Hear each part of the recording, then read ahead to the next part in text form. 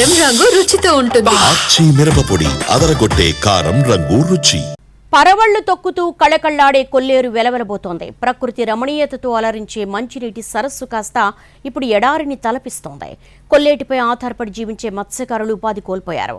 విదేశాల నుంచి వచ్చిన పక్షులు నీళ్లు లేక తిరుగుముఖం పట్టాయి. కళకళలాడే కొల్లేరు కళ తప్పింది. ప్రకృతి అందాల మధ్య పక్షుల కిలకిలా రావాలతో మైమరిపించే సరస్సు ఇప్పుడు నీళ్లు లేక వెలవెలబోతోంది. ఎండకు వాటరంతా ఆవిరై బీటలు వారిన భూములు దర్శనమిస్తున్నాయి. ఆసియా ఖండంలోనే అతిపెద్ద సరస్సుగా పేరుగాంచిన కొల్లేరులో మనుషులకే కాదు పక్షులకు గుక్కెడు నీరు దొరకని పరిస్థితులు కనిపిస్తున్నాయి. ఒకప్పుడు ఉరకలెత్తి ఊళ్లను ముంచేసిన కొల్లేరును ఇప్పుడు చూస్తే అసలు ఇక్కడ సరస్సు ఉందా అనే అనుమానాలు వస్తున్నాయి.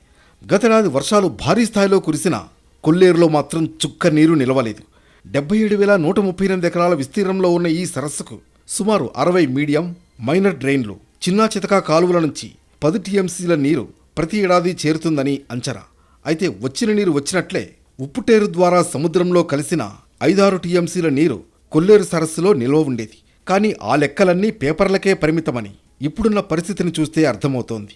కొల్లేరులో సహజంగా ఉండే నీరు సంగతి ఎలా ఉన్నా మొన్న బుడమేరు తీసుకొచ్చిన వరద నీరు సైతం ఆవిరైపోయింది. ఈరోజు కొల్లేరు పరిస్థితి చూస్తే అతివృష్టి అనావృష్టిలాగానే ఉన్నది. మొన్న వర్షాకాలం వరద సమయంలో బుడమేరుకు వచ్చిన వరద సమయంలో కొల్లేరు అంతా కూడా నిండిపోయి కొల్లేరు గ్రామాలు ప్రజలు కూడా వరద ముంపుకు గురి కావాల్సిన పరిస్థితి ఏర్పడింది. వేలాది ఎకరాల పంటలు కూడా దెబ్బతిన్నాయి. మరి ఇట్లాంటి పరిస్థితుల్లో ఇప్పుడు చూస్తేనేమో కొల్లేరు అంతా కూడా ఎడారిగా మారిన పరిస్థితి, బీటలు వారిన పరిస్థితి కనబడతా ఉన్నది. మరి దీనికి పరిష్కారం చూపించాల్సిన అవసరం ఉందని చెప్పేసి కూడా మేము భావిస్తూ ఉన్నాం. ఏడాది పొడవునా కొల్లేటిలో నీటి నిలువకు వీలుగా అధికారులు ప్రయత్నాలు చేస్తున్నట్లు కనిపిస్తున్నా అది అమలులో మాత్రం కనిపించని పరిస్థితి. దీని పరివాహక ప్రాంతంలో రెగ్యులేటర్ల నిర్మాణం ఇప్పటి వరకు పూర్తవలేదు. కొల్లేరులోకి ఉప్పుటేరు నుంచి సముద్రపు నీరు చేరకుండా, మత్స్య సంపద నష్టపోకుండా మంచినీరే ఉండేలా చేసే ప్రయత్నాలేవి కొన్నేళ్లుగా ముందుకు రాలేదు. ఆకివీడు సమీపాన రెగ్యులేటర్ నిర్మించడం ద్వారా సముద్రపు నీరు కొల్లేరులోకి ఎగబాకకుండా అడ్డుకట్ట వేయాలనే ప్రయత్నాలు అప్పట్లో చురుగ్గానే సాగాయి. అదే సమయంలో పోలవరం కుడి కాలువ నుంచి కూడా గోదావరి నీరు కొల్లేరుకు చేర్చి ఆ మేరకు నిలువ ఉండేలా చూస్తే సమీప గ్రామాల భూగర్భ జలమట్టం పెరగడమే కాకుండా కొల్లేరులోనూ ఉప్పు సాంద్రత పెరగకుండా కాపాడవచ్చునని అప్పట్లో అధికారులు భావించారు. ఈ ప్రతిపాదన ఇప్పటికీ కూడా ముందుకు కదల్లేదు.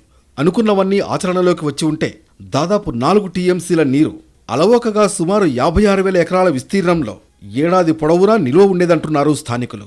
ప్రస్తుతం కొల్లేరు ఎండిపోవడంతో వలస పక్షులు తిరుగుముఖం పట్టాయి. మత్స్య సంపద మనుగడ ప్రశ్నార్థకమైంది.